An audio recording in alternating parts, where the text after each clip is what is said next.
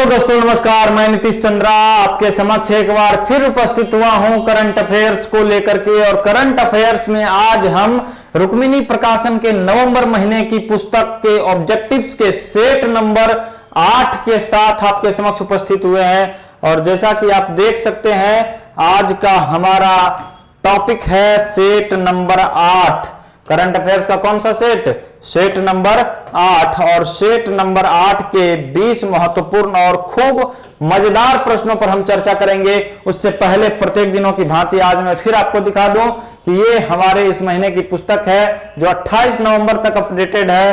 और ये सब आपको कुछ इस महीने की प्रमुख स्टोरी नजर आ रहे होंगे। तो इन स्टोरी को देख करके आप इस महीने की किताब को पहचान सकते हैं और आप इसे अवश्य खरीदें और इसमें दिए गए ऑब्जेक्टिव्स के सेट्स के प्रैक्टिस करें, क्योंकि हर सेट के नीचे आपको आपके प्रैक्टिस के लिए ही 20 OMR सेक्शन भी दिए गए हैं, ताकि आप 20 प्रश्नों के हल उन OMR सेक्शंस में कर सकें। उन प्रश्नों को ठीक से बनाइए, उसके जो मार्क्स आपके आते हैं उस अनुभव को हमारे साथ भी साझा करिए, ताकि हमें यह आकलन हो सके कि इन प्रश्नों की सहायता से हम आपकी तैयारी में कितना मदद कर पा रहे हैं।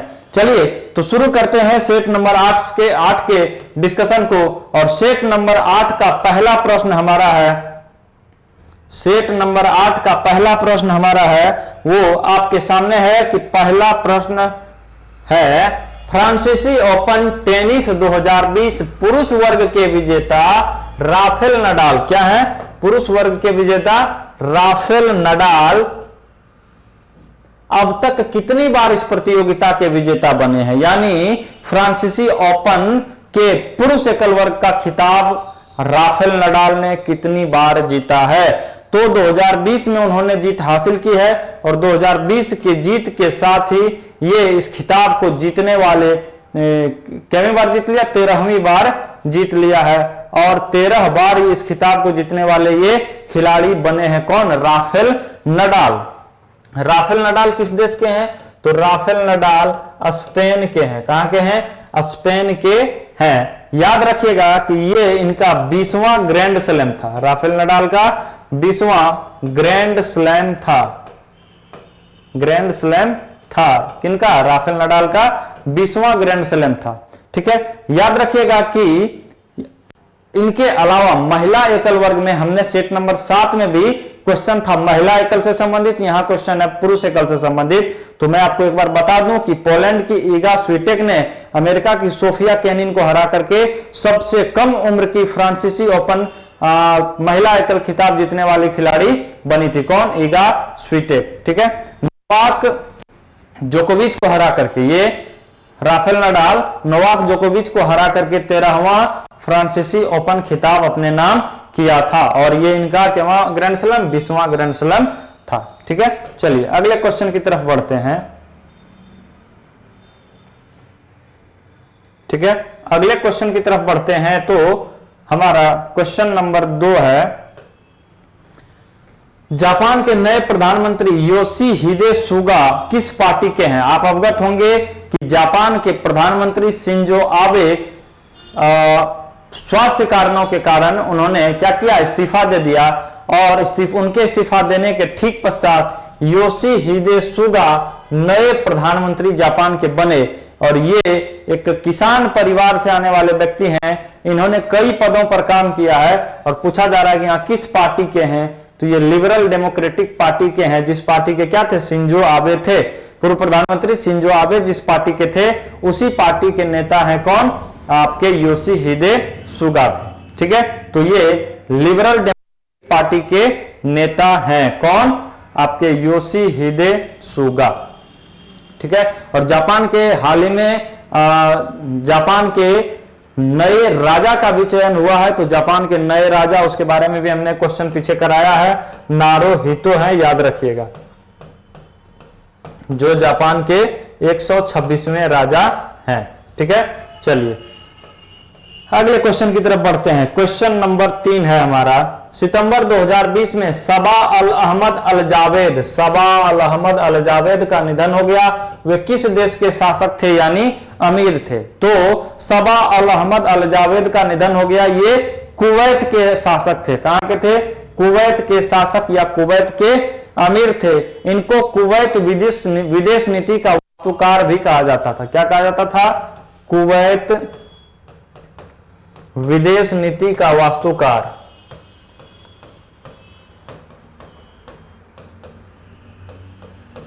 कुवैत विदेश नीति का वास्तुकार भी इनको कहा जाता था। ठीक है, इनके निधन के ठीक पश्चात नवाफ अल अहमद अल सवाह नए अमीर बने हैं। क्या, कौन नए अमीर बने हैं या नए प्रशासक कौन बने हैं? नवाफ अल अहमद अल सवाह। नवाफ अल अहमद नए अमीर या नए शासक कह सकते हैं। कौन है? नवाफ अल अहमद अल सबाह कुवैत के नए शासक बने हैं। ठीक है, तो ये आप याद रखिएगा। कुवैत की राजधानी कुवैत सिटी है, कतर की राजधानी दोहा, तुर्की के इस्तांबुल और सऊदी अरब की राजधानी रियाद यहाँ की मुद्रा है और रियाद यहाँ की राजधानी है। द और ध में अंतर है। राजधानी, धानी में ध होता है तो इनकी राजधानी में रियाद है। ठीक है, ऐसे याद आप रख सकते हैं। चलिए याद रखिएगा कि इनका निधन जो हुआ सबा अल अहमद जावेद का, ये 2006 में कुवैत के क्या बने थे? शासक बने थे। कुवैत के शासक ये कब बने थे? 2006 में। चलिए क्वेश्चन नंबर 4 की ओर बढ़ते हैं। क्वेश्चन नंबर 4 है, 2020 के राज्यों की ईज ऑफ डूइंग बिजनेस में बिहार का स्थान है। ईज ऑफ डूइंग में, राज्यों की ईज ऑफ डूइंग बिजनेस में बिहार का स्थान है। आपको याद होगा कि पिछले सेट्स में, सेट नंबर 7 में भी ईज ऑफ डूइंग से संबंधित एक क्वेश्चन था, तो हमने वहां आपको बिहार का रैंक बतलाया था। अगर आपने ठीक से देखा होगा, वीडियो को ठीक से सुना होगा हमारी क्लास को, तो आपको याद होगा कि इसमें बिहार का रैंक क्या था? 26वां। बिहार का रैंक 26वां। ईज ऑफ डूइंग में आपका शीर्ष राज्य आंध्र प्रदेश, ये भी हमने आपको बतलाया था। शीर्ष राज्य आंध्र प्रदेश, दूसरे नंबर पर उत्तर प्रदेश, दूसरे नंबर पर उत्तर प्रदेश, तीसरे स्थान पर तेलंगाना। तीसरे स्थान पर कौन है? तेलंगाना। और ईज ऑफ डूइंग क्या होता है? तो ईज ऑफ डूइंग वैसे राज्य होते हैं, ईज ऑफ डूइंग में वैसे राज्य शीर्ष स्थान पर होते हैं जहां की व्यापारियों या उद्यमियों के या उद्योग कर्मियों को बेहतर अनुकूल माहौल मिलता है व्यवसाय को बढ़ाने के लिए, वह ईज ऑफ डूइंग में बेस्ट रैंक पर होते हैं। ठीक है, तो बिहार का इसमें स्थान क्या है? 26वां स्थान है। चलिए अगले क्वेश्चन की तरफ बढ़ते हैं।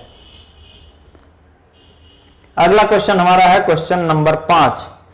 शेपिंग पीस टुगेदर 2020 में किस दिवस का थीम है? ठीक है, तो शेपिंग पीस टुगेदर, जैसा कि इस थीम में ही आपको एक वर्ड नजर आ रहा होगा, पीस। पीस का मतलब क्या? शांति।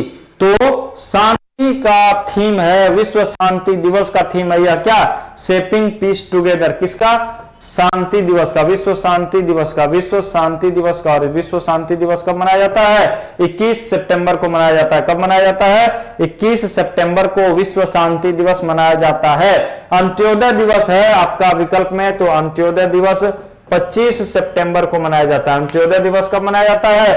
25 सितंबर को। अंतर्राष्ट्रीय अहिंसा दिवस ये 2 अक्टूबर को मनाया जाता है। इसी दिन गांधी जयंती भी मनाई जाती है और लाल बहादुर शास्त्री जयंती भी मनाया जाता है।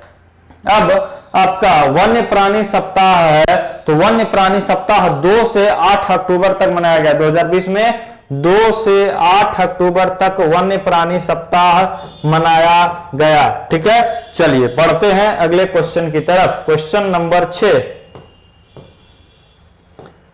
क्वेश्चन नंबर 6, हाल ही में किसे जीआई टैग प्रदान किया गया है? जीआई टैग किसे प्रदान किया गया है? तो याद रखिएगा कि अरनमुल्ला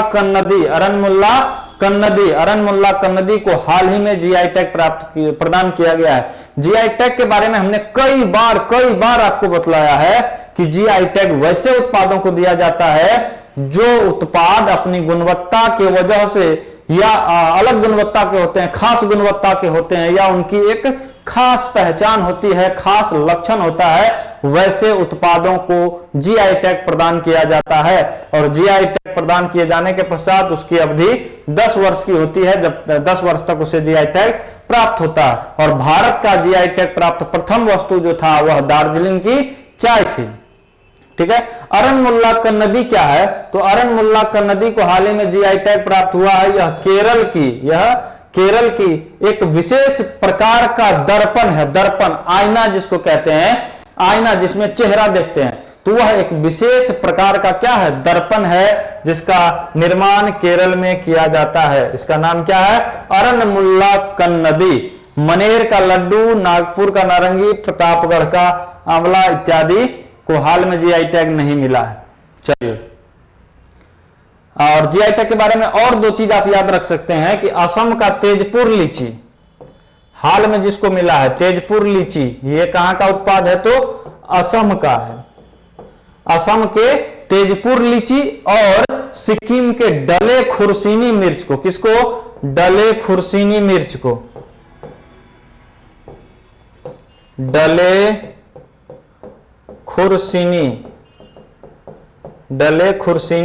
मिर्च है। ये क्या है? मिर्च है। और ये कहां का उत्पाद है? तो ये सिक्किम राज्य का उत्पाद है। इसे भी जीआई टैग हाल के दिनों में ही प्राप्त हुआ है। तो हाल में जीआई टैग प्राप्त 2 और बस उत्पाद हमने आपको बतला दिया। क्वेश्चन नंबर 7 की तरफ चलते हैं।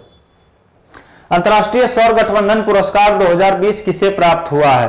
ठीक है। अंतर्राष्ट्रीय सौर पुरस्कार पहली बार 2020 में घोषित किया गया है। अंतर्राष्ट्रीय सौर गठबंधन पुरस्कार 2020 में पहली बार घोषित किया गया है। तो सबसे पहले याद रखिएगा, फर्स्ट टाइम, ये इसका क्या है? पहला संस्करण है। अंतर्राष्ट्रीय सौर पुरस्कार पहली बार जारी किया गया है। और अंतर्राष्ट्रीय सौर पुरस्कार का मुख्यालय भारत में कहां है?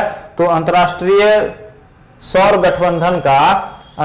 सौर गठबंधन का मुख्यालय गुरुग्राम में है, गुरुग्राम में है। और इसके नेता, इसके प्रमुख कह सकते हैं भारत में, कौन है? तो उपेंद्र त्रिपाठी। कौन? उपेंद्र त्रिपाठी इसके प्रमुख हैं। भारत में अंतर्राष्ट्रीय सौर गठबंधन के प्रमुख हैं। कौन? उपेंद्र त्रिपाठी। और भारत में इसका मुख्यालय कहां? गुरुग्राम में है। अब कह रहा है कि अंतर्राष्ट्रीय सौर गठबंधन 2020 का पुरस्कार किसको प्राप्त हुआ? तो अंतर्राष्ट्रीय सौर गठबंधन का पुरस्कार 3 श्रेणी में दिया गया। कितने श्रेणी में? 3 श्रेणी में। विश्वेश्वरैया पुरस्कार, ठीक है, पहला नंबर। दूसरा नंबर कल्पना चावला पुरस्कार। कौन सा पुरस्कार? कल्पना चावला पुरस्कार। और तीसरे नंबर का पुरस्कार है वो है आपका दिवाकर पुरस्कार। कौन सा पुरस्कार? दिवाकर पुरस्कार। कौन सा पुरस्कार? दिवाकर पुरस्कार। ठीक है। अब ये किन कैटेगरी में, इसे मैं मिटा देता हूं, किन कैटेगरी में दिया गया? तो ये इन तीनों कैटेगरी में किसे किसे दिया गया? तो ये याद रखिएगा, विश्वेश्वरैया पुरस्कार 2 देशों को दिया गया, जापान और नीदरलैंड को। एशिया प्रशांत क्षेत्र के लिए दिया गया जापान को, और यूरोपीय क्षेत्र के लिए दिया गया नीदरलैंड को एवं नीदरलैंड को। किसको? विश्वेश्वरैया पुरस्कार जापान एवं नीदरलैंड को। जापान को एशिया प्रशांत क्षेत्र के लिए और नीदरलैंड को यूरोपीय क्षेत्र के लिए दिया गया। किस क्षेत्र के लिए? यूरोपीय क्षेत्र के लिए दिया गया। अब कल्पना चावला पुरस्कार 2 लोगों को, डॉक्टर भीम सिंह और डॉक्टर आयशा अल नौमी को। किसको? डॉक्टर भीम सिंह, कल्पना चावला पुरस्कार 2 लोगों को, डॉक्टर भीम सिंह और एवं डॉक्टर आयशा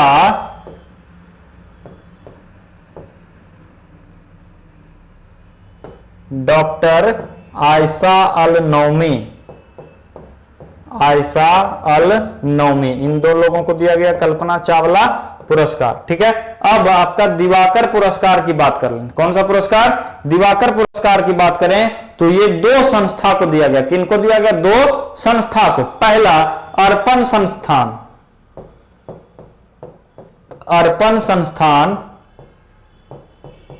एवं अरूसी सोसाइटी, किसको? अरूसी सोसाइटी, किसको किसको? अर्पण संस्थान और अरूसी सोसाइटी को दिया गया। तो कुल मिलाकर अंतरराष्ट्रीय सौर गठबंधन पुरस्कार 2020 में पहली बार इसका वितरण किया गया। किसे किसे दिया गया? 3 श्रेणी में दिया गया, विश्वेश्वरैया पुरस्कार, कल्पना चावला पुरस्कार और दिवाकर पुरस्कार के रूप में। विश्वेश्वरैया पुरस्कार जापान को दिया गया एशिया प्रशांत क्षेत्र के लिए, और यूरोपीय क्षेत्र के लिए नीदरलैंड को दिया गया। कल्पना चावला पुरस्कार डॉक्टर भीम सिंह को और डॉक्टर आयशा अलनोमी को दिया गया, तथा दिवाकर पुरस्कार अर्पण संस्थान, किसके? अर्पण संस्थान एवं अरूसी सोसाइटी को दिया गया। ठीक है, तो आंसर यहां विकल्प के अनुसार क्या हो जाएगा? अर्पण संस्थान। एवा मूर्टो के बारे में हमने आपको बतलाया था कि जलवायु परिवर्तन और मानवाधिकार पर सक्रिय अभियान चलाने हेतु इनको फिनलैंड की, एक दिन के लिए फिनलैंड की प्रधानमंत्री बनाया गया था। किसको? एवा मूर्टो को। चलिए अगले क्वेश्चन की तरफ बढ़ते हैं।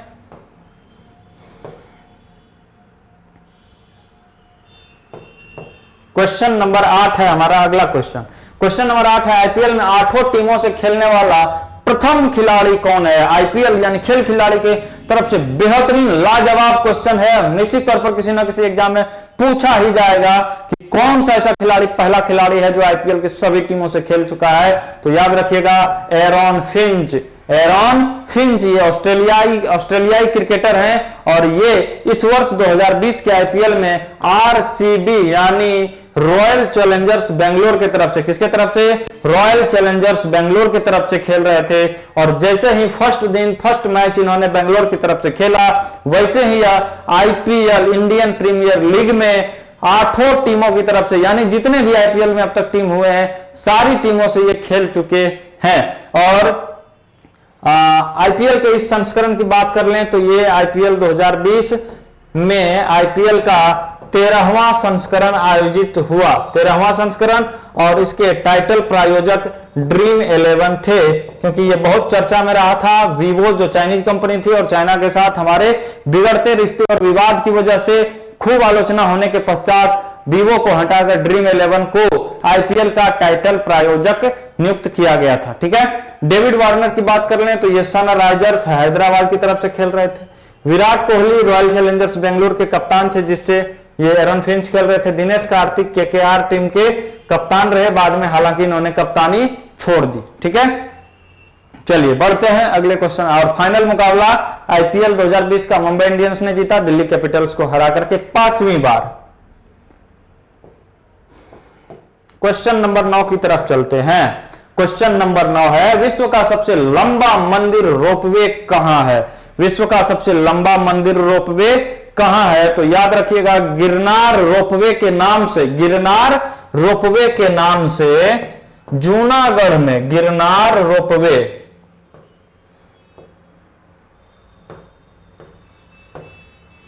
गिरनार रोपवे के नाम से जूनागढ़ में, कहा? जूनागढ़ में विश्व का सबसे लंबा मंदिर रोपवे का निर्माण किया गया। रोपवे क्या होता है?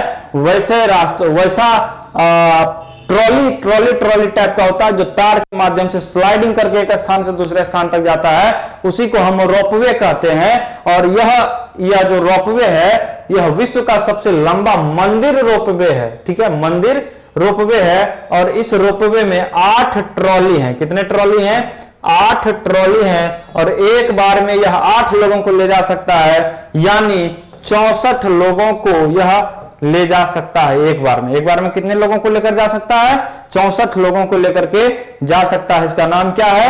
आपका गिरनार रोपवे। 1 घंटे में यह 100 लोगों के करीब लोगों को लेकर इस पार से उस पार कर सकता है। ठीक है, तो ये आपका गिरनार रोपवे कहां है? जूनागढ़ में है। चलिए अगले क्वेश्चन की तरफ बढ़ते हैं। क्वेश्चन नंबर 10, गंगा अवलोकन संग्रहालय का उद्घाटन प्रधानमंत्री मोदी के द्वारा सितंबर 2020 में कहां किया गया? गंगा अवलोकन संग्रहालय अपनी तरह का पहला संग्रहालय है। क्या है? पहला गंगा अवलोकन संग्रहालय है अपनी तरह का ये। और इस अवसर पर प्रधानमंत्री मोदी ने न सिर्फ गंगा अवलोकन संग्रहालय का उद्घाटन किया, बल्कि रोइंग डाउन द गंगा के नाम से एक नया लोगो भी लॉन्च किया। किस नाम से? Rowing down the Ganga. Rowing down the Ganga के नाम से एक नई लोगो का भी अनावरण किया। ठीक है। और ये नया संग्रहालय, गंगा अवलोकन संग्रहालय जो है, यह गंगा अवलोकन संग्रहालय कहां इसका उद्घाटन किया गया? तो हरिद्वार में। कहां किया गया? हरिद्वार में। और हरिद्वार के चंडी घाट पर। कहां? चंडी घाट पर। यह पूछा जा सकता है आपको कि हरिद्वार में गंगा अवलोकन संग्रहालय का उद्घाटन प्रधानमंत्री ने किस घाट पर किया? तो चंडी घाट पर, याद रखिएगा। और यह गंगा अवलोकन संग्रहालय के उद्घाटन का मकसद क्या है, पर्पस क्या है? तो जैव विविधता तथा संस्कृति को समझने में मदद करना। जैव विविधता तथा संस्कृति को समझने में मदद करना ही इस गंगा अवलोकन संग्रहालय का उद्देश्य है। ठीक है। चलिए अगले क्वेश्चन की तरफ बढ़ते हैं। Question number 11। क्वेश्चन नंबर 11 है, पहले इंडिया हैप्पीनेस सूचकांक। पहली इंडिया हैप्पीनेस सूचकांक 2020 में प्रथम स्थान प्राप्त हुआ किसको? ठीक है। तो याद रखिएगा कि हैप्पीनेस इंडिया सूचकांक 2020 में पहली बार जारी किया गया। और इस हैप्पीनेस इंडिया सूचकांक में जो सर्वोच्च स्थान प्राप्त किया ओवरऑल जिसने पहला स्थान प्राप्त किया वह राज्य है मिजोरम। किसने? मिजोरम ने ओवरऑल, यानी ओवरऑल इन्होंने क्या किया? पहले स्थान का दर्जा प्राप्त किया।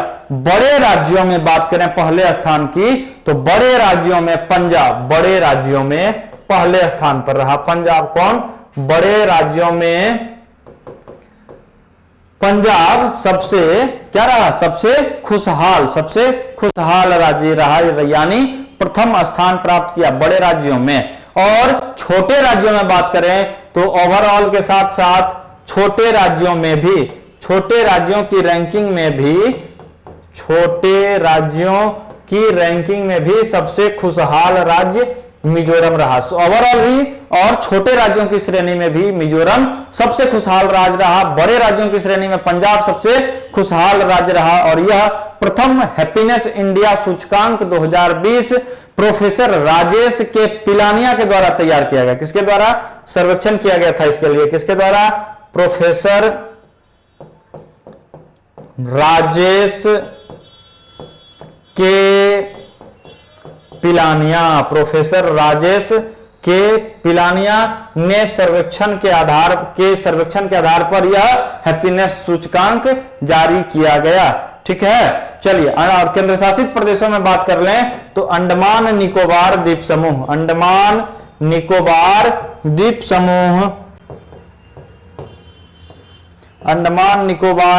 समूह केंद्र शासित प्रदेशों में सबसे खुशहाल रहा। केंद्र शासित प्रदेशों में क्या रहा?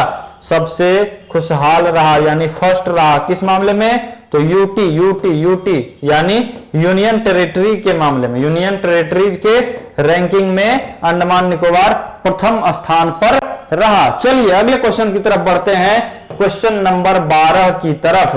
क्वेश्चन नंबर 12 है, स्वामित्व योजना को कब तक पूरा करने का लक्ष्य केंद्र सरकार ने निर्धारित किया जिसके तहत संपत्ति कार्ड बनाया जाना है? ठीक है। तो स्वामित्व योजना की शुरुआत 11 अक्टूबर 2020 को की गई। सबसे पहले याद रखिएगा 11 अक्टूबर 2020 को स्वामित्व योजना की शुरुआत की गई भारत सरकार के द्वारा। और इस योजना का उद्देश्य क्या है कि भूमि के रिकॉर्ड्स जो हैं, भूमि रिकॉर्ड्स का डिजिटलीकरण करना, यानी जो भी सरकार के पास आपकी जमीन के रिकॉर्ड्स हैं, दस्तावेज हैं, उनको डिजिटल रूप में उसके डिजिटल संस्करण को लॉन्च करना और आपके भूमि रिकॉर्ड का संपत्ति कार्ड आपको प्रदान करना। क्या उद्देश्य है कि भूमि के रिकॉर्ड का डिजिटलीकरण करना और उस संपत्ति से संबंधित संपत्ति कार्ड प्रत्येक व्यक्ति को प्रदान करना। यह स्वामित्व योजना का उद्देश्य है और इसे 2024 तक पूरा करने का लक्ष्य रखा गया है। कब तक पूरा करने का लक्ष्य है? 2024 तक।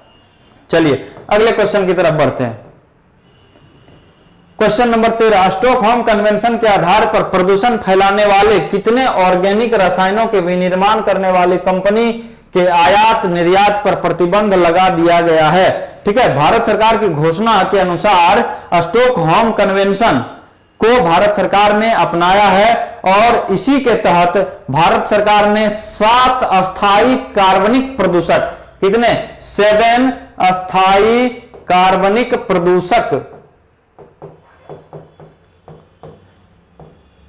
7 अस्थायी कार्बनिक प्रदूषक के आयात निर्यात पर क्या कर दिया? प्रतिबंध लगा दिया है। याद रखिएगा स्टॉकहोम कन्वेंशन के बारे में, तो ये स्टॉकहोम कन्वेंशन 2004 से लागू है। कब से लागू है? 2004 से लागू है और भारत सरकार ने इसके एक अहम घोषणा को अब जाकर के लागू करने का फैसला किया, जिसमें 7 अस्थायी कार्बनिक प्रदूषकों के आयात निर्यात पर प्रतिबंध लगा दिया गया है। चलिए अगले क्वेश्चन की तरफ बढ़ते हैं। क्वेश्चन नंबर 14, भारतीय दूरसंचार विनियामक प्राधिकरण telecom regulatory authority of India, try जिसको कहते हैं, का नया अध्यक्ष किसे बनाया गया है?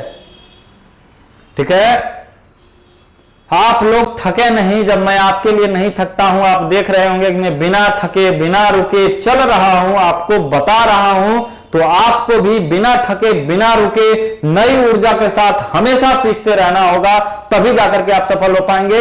इसलिए सीखते रहिए, आप जीतते रहेंगे। चलिए क्वेश्चन नंबर 14 पर बात कर लेते हैं। ट्राई का नया अध्यक्ष आपको पूछा जा रहा है, तो telecom regulatory authority of India के बारे में याद रखिएगा कि इसकी स्थापना 1997 ईस्वी में की गई थी। कब स्थापना की गई थी? 1997 में स्थापना की गई थी। मुख्यालय नई दिल्ली में है। मुख्यालय इसका कहां है? इसका मुख्यालय नई दिल्ली में है और इसका नया अध्यक्ष जो बनाया गया है वह नए अध्यक्ष इसके होंगे पीडी वाघेला। कौन होंगे? पीडी वाघेला, जो आरएस शर्मा का स्थान लेंगे। किसका स्थान लेंगे? आरएस शर्मा का स्थान लेंगे। आरएस शर्मा के स्थान पर नियुक्त किया गया ट्राई का अध्यक्ष किसको?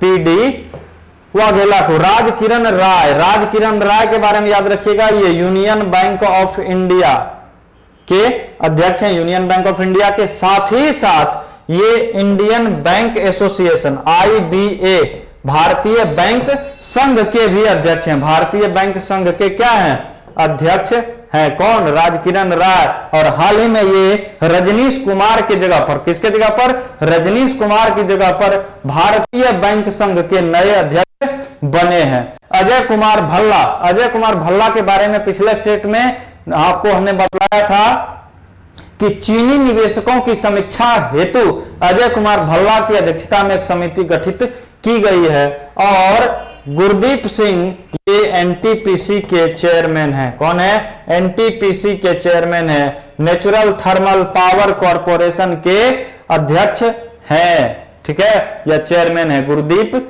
सिंह। ठीक है, चलिए अगले क्वेश्चन की तरफ बढ़ते हैं। क्वेश्चन नंबर 15 है हमारा अगला। लता मंगेशकर पुरस्कार 2020-21, लता मंगेशकर पुरस्कार 2020-21 किसे दिया गया है? तो लता मंगेशकर पुरस्कार 2020-21 उषा मंगेशकर को दिया गया है। मंगेशकर मैच कर लीजिए आंसर। मंगेशकर मैच कर लीजिएगा, आपको याद रह जाएगा। लता मंगेशकर पुरस्कार उषा मंगेशकर को दिया गया और यह लता मंगेशकर सुर साम्राज्ञी हैं, हमारे हिंदुस्तान की आन बान शान, सुर की साम्राज्ञी लता मंगेशकर के सम्मान में यह पुरस्कार दिया जाता है। और इस वर्ष किसे दिया गया? तो उषा मंगेशकर को दिया गया और यह पुरस्कार भारत सरकार के सांस्कृतिक विभाग द्वारा दिया जाता है। किस विभाग द्वारा? सांस्कृतिक विभाग द्वारा यह पुरस्कार दिया जाता है, सांस्कृतिक विभाग द्वारा। याद रखिएगा, इस पुरस्कार के तहत 5 लाख रुपया प्रशस्ति पत्र और स्मृति चिन्ह प्रदान किए जाते हैं। ठीक है, नेहा कक्कड़ गायिका है, प्रीतम दा गायक हैं, सुरेश वाडेकर वैसे कुछ प्रचलित है नहीं। चलिए अगले क्वेश्चन की तरफ बढ़ते हैं। क्वेश्चन नंबर 16 बड़ा महत्वपूर्ण क्वेश्चन है, पुस्तक सेक्शन से संबंधित है ये, और ये आपको किसी भी परीक्षा में पूछे जाने की पूरी संभावना है। छोटा क्वेश्चन है और बड़ा ही महत्वपूर्ण क्वेश्चन है। On the trail to Buddha journey of the East, on the trail to Buddha journey of the East का लेखक कौन है, ये आपको पूछा गया है। तो दीपांकर एरान। कौन है? Deepankar Eran on the trail to Buddha journey of the east के लेखक हैं। कौन? दीपांकर एरान। ये दीपांकर एरान कौन है? तो याद रखिएगा भारत के एक रेवेन्यू अधिकारी हैं, इंडियन रेवेन्यू सर्विस IRS अधिकारी हैं, इंडियन रेवेन्यू सर्विस के एक अधिकारी है दीपांकर एरान। और यह पुस्तक नियोगी बुक्स प्रकाशन के द्वारा प्रकाशित किया गया है। और इस पुस्तक का विमोचन पश्चिम बंगाल के राज्यपाल, कहां के राज्यपाल? वेस्ट बंगाल के राज्यपाल जगदीप धनखड़ द्वारा इसका विमोचन किया गया। जगदीप धनखड़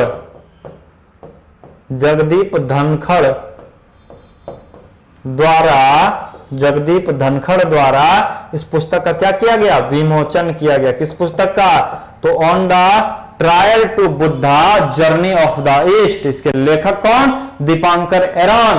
विमोचन किसने किया ये भी पूछा जाता है कई बार, तो जगदीप धनखड़ ने इसका क्या किया? विमोचन किया है। ठीक है, चलिए अगले क्वेश्चन की तरफ बढ़ते हैं। क्वेश्चन नंबर 17 भूखमरी सूचकांक 2020 में भारत का स्थान क्या रहा? जैसा कि आप जानते हैं कि वेल्ट हंगर लाइफ के द्वारा, किसके द्वारा? वेल्ट हंगर लाइफ नामक संस्था के द्वारा प्रतिवर्ष ग्लोबल हंगर इंडेक्स या वर्ल्ड हंगर इंडेक्स, जिसे भूखमरी सूचकांक कहते हैं, जारी किया जाता है। और इस वर्ष 2020 के भूखमरी सूचकांक में भारत का स्थान 94 है, यानी 94वां स्थान है। भूखमरी सूचकांक 2020 में भारत का स्थान क्या है? 94वां है। और इसमें पहले स्थान पर कौन सा देश है? तो बेलारूस है। बेलारूस क्या है? इसमें पहले स्थान पर है, फर्स्ट रैंक पर है। कौन? बेलारूस। ठीक है, अब इसके बारे में और इसके पिछले वर्ष के बारे में याद रख लीजिएगा कि 2019 में भारत का स्थान 102वां था, 102वें स्थान पर भारत था। और पिछले इस वर्ष 107 देशों की सूची में भारत को 94वां स्थान प्राप्त हुआ। कितने देशों की सूची में? 107 देशों की सूची में। ठीक है, चलिए बढ़ते हैं अगले क्वेश्चन की तरफ। क्वेश्चन नंबर 18 भारत ने म्यांमार को अक्टूबर 2020 में अपना एक पनडुब्बी देने का फैसला किया है, उसका नाम क्या है? ठीक है, तो याद रखिएगा आप कि भारत ने म्यांमार को अक्टूबर 2020 में एक पनडुब्बी देने का फैसला किया है, जो म्यांमार का पहला पनडुब्बी होने वाला है। क्या होने वाला है? म्यांमार का पहला पनडुब्बी है। और ये कौन सा है? सिंधुवीर, INS सिंधुवीर। ये क्या है? म्यांमार का पहला पनडुब्बी। क्या है भाई? म्यांमार का पहला पनडुब्बी है। कौन? INS Sindhuvir. INS Sagarika, INS Arihant, INS Khanderi, ये सभी के सभी भारत के पनडुब्बियां हैं। ठीक है, अब याद रखिएगा कि INS सिंधुवीर जो भारत सरकार म्यांमार को देने वाली है, यह 1980 ईस्वी में, 1980 में भारत ने किससे खरीदा था? रूस से खरीदा था। भारत ने रूस से प्राप्त किया था। किससे प्राप्त किया था? रूस से प्राप्त किया था। और अब किसको बेचने वाला है? तो म्यांमार को बेचने वाला है। ठीक है, और यह INS सिंधुवीर 1 kg वर्ग का पनडुब्बी है। किस वर्ग का है? तो 1 किलो वर्ग का पनडुब्बी है। ये याद रखिएगा निश्चित तौर पर, 1 किलो वर्ग का पनडुब्बी है। कौन? INS सिंधुवीर। ये म्यांमार का पहला पनडुब्बी है। ठीक है, चलिए अगले क्वेश्चन की तरफ बढ़ते हैं। क्वेश्चन नंबर 19 बिहार स्टेट वक्फ बोर्ड में पहली महिला सदस्य बनी है। ठीक है, बिहार स्टेट वक्फ बोर्ड में पहली महिला सदस्य बनी है। ये महिला बड़े ही प्रसिद्ध हैं और ये भोजपुर आरा की रहने वाली हैं। इनका नाम शहनाज फातिमा है। ये कहां की रहने वाली हैं? भोजपुर जिले के आरा क्षेत्र की रहने वाली हैं। आरा के भोजपुर क्षेत्र के आरा की रहने वाली हैं और इनका नाम क्या है? शहनाज फातिमा। शहनाज फातिमा ही बिहार स्टेट वक्फ बोर्ड में पहली महिला सदस्य बनी है। इसके और ये निर्विरोध बनी है। ये क्या बनी है? ये पहली महिला सदस्य जो बनी है, इनके विरुद्ध में कोई खड़ा नहीं हुआ, यानी ये निर्विरोध बिहार स्टेट वक्फ बोर्ड में पहली महिला सदस्य बनी है। और ये पेशे से एक एडवोकेट है। पेशे से क्या है? एक एडवोकेट है। ये बिहार में फर्स्ट हस्ताक्षर एंड फिंगर प्रिंटिंग, क्या बिहार में प्रथम हस्ताक्षर और फिंगर प्रिंटिंग के अध्यक्ष भी हैं। बिहार में फर्स्ट हस्ताक्षर और फिंगर प्रिंटिंग के भी ये अध्यक्ष हैं। साथ ही साथ बिहार के स्टेट बार काउंसिल में बार काउंसिल में शामिल होने वाली भी प्रथम महिला हैं। कौन है? बिहार के स्टेट बार काउंसिल में शामिल होने वाली, जो न्यायविदों की एक काउंसिल होती है, उसमें शामिल होने वाली ये पहली महिला हैं। ठीक है, ये भोजपुर के आरा की रहने वाली हैं। याद रखिएगा कौन? इनका नाम है शहनाज फातिमा। क्या नाम है? शहनाज फातिमा। हिना रब्बानी पाकिस्तान की एक राजनेता हैं और बाकी आपको इंपॉर्टेंट नहीं है। तो चलिए बढ़ते हैं अगले क्वेश्चन की तरफ। एशिया पावर इंडेक्स 2020 में किस देश को पहले स्थान पर रखा गया है? तो याद रखिएगा कि एशिया पावर इंडेक्स जारी किसके द्वारा किया गया? तो Asia power index Loewi institute, किसके द्वारा? लोवी इंस्टीट्यूट के द्वारा जारी किया गया। ये लोवी इंस्टीट्यूट कहां स्थित है? सिडनी में स्थित है। कहां स्थित है? सिडनी में स्थित है। और सिडनी कहां है? तो ऑस्ट्रेलिया में है। कहां है? ऑस्ट्रेलिया में। यानी ऑस्ट्रेलिया के सिडनी में स्थित लोवी इंस्टीट्यूट के द्वारा एशिया पावर इंडेक्स 2020 जारी किया गया और एशिया पावर इंडेक्स में पहले स्थान पर अमेरिका है। कौन है? पहले स्थान पर अमेरिका है और इसके बाद दूसरे स्थान पर चीन है। दूसरे स्थान पर चीन है। दूसरे स्थान पर चीन है, सेकंड पोजीशन। तीसरे स्थान पर जापान है। तीसरे स्थान पर कौन है? जापान है। और भारत इस सूची में चौथे स्थान पर है। ये आपको पूछा जा सकता है और ये भी दोनों दृष्टिकोण से ये महत्वपूर्ण है। किस संस्था द्वारा जारी किया है? तो लोवी इंस्टीट्यूट सिडनी द्वारा। पहले स्थान पर कौन है? तो अमेरिका। दूसरे स्थान पर कौन है? चीन। तीसरे स्थान पर जापान और चौथे स्थान पर भारत है। यानी एशिया का सबसे ताकतवर देश के रूप में कौन सा देश है उभरा है? तो एशिया के सबसे पावरफुल देश के रूप में आपका अमेरिका। चूंकि ये एशिया महादेश में नहीं है, फिर भी इसलिए है क्योंकि एशिया प्रशांत के क्षेत्र में इसका एक बड़ा प्रभाव देखने को मिलता है और इसी प्रभाव के कारण बस इसे एशिया पावर इंडेक्स में सबसे शक्तिशाली देश का दर्जा दिया गया। भारत इसमें चौथे स्थान पर है। ठीक है, तो ये सेट नंबर 8 के 20 महत्वपूर्ण, मजेदार और ताबड़तोड़ इंपॉर्टेंट प्रश्नों पर हमने आपके समक्ष चर्चा किया और उम्मीद करते हैं कि रेलवे एनटीपीसी ग्रुप डी की जो नई परीक्षा तिथियों की घोषणा हुई है, साथ ही साथ मिनिस्ट्रियल आइसोलेटेड कैटेगरी के पदों की परीक्षा की भी शुरुआत होने वाली है। तो इन सभी परीक्षाओं में, बिहार में आयोजित होने वाली आगामी सभी परीक्षाओं में और दिल्ली पुलिस की आयोजित हो रही परीक्षा में आपको इन करंट अफेयर्स के प्रश्नों का जबरदस्त फायदा देखने को मिलेगा। तो आपको इस डिस्कशन से, इस पुस्तक से कितनी सहायता मिलती है करंट अफेयर्स की तैयारी में, और आप अपने ये फीडबैक्स हमें अवश्य कमेंट के माध्यम से बताइए। जुड़े रहिए रुक्मिणी प्रकाशन के साथ। कल पुनः सेट नंबर 9 के वीडियो डिस्कशन में 20 महत्वपूर्ण ताबड़तोड़ इंपॉर्टेंट प्रश्नों के साथ आपके साथ फिर रूबरू होंगे। तब तक के लिए आपसे विदा लेना चाहेंगे। जय हिंद, शुभ रात्रि।